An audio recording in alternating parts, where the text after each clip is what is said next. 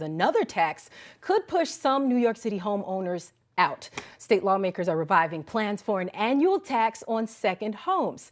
It's often called a pied-a-terre tax, and now we're joined by Bloomberg's Ashrat Carmiel. Ashrat, thank you so much for joining us. And so you've been covering the real estate industry very closely during the pandemic. First, tell us, what is this pied-a-terre tax all about?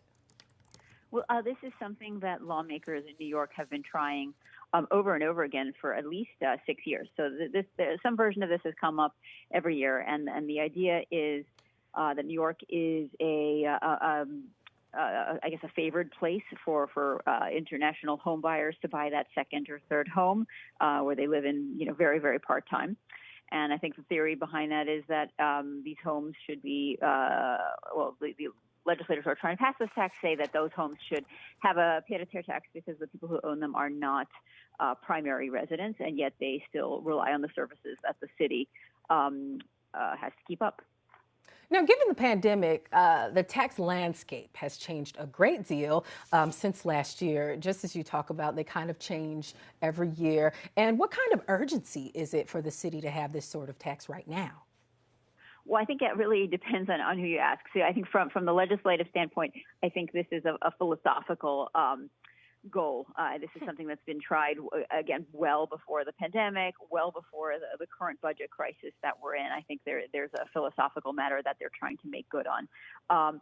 From a budgetary standpoint, New York City has a $3.75 billion budget gap for next year's budget, which starts in March, and I'm sure any revenue source would be welcome. Although, again, if this were to pass the legislature, it probably wouldn't take effect until later in the year. So that's what you're looking at. So let's talk about this from the buyer's side. Now, if this passes, where will buyers put their money next? Well, if you're a buyer, you have a lot of choices, especially if you're buying a second home or a third home.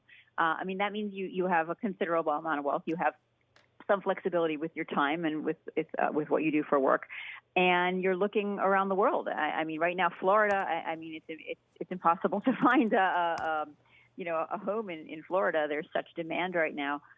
You have Florida, you have Aspen, you have other global cities that you can pick. I think there's been a move away from urban living during the pandemic. So the Hamptons has also seen a boom in home buying.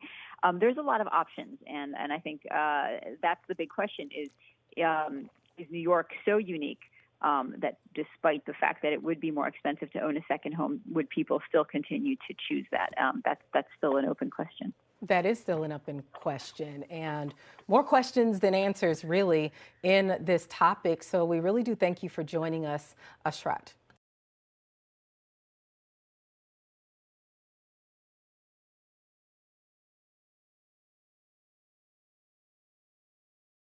The biggest stories the moment they happen from around the globe. Subscribe to Bloomberg Quick Take now for insight in an instant.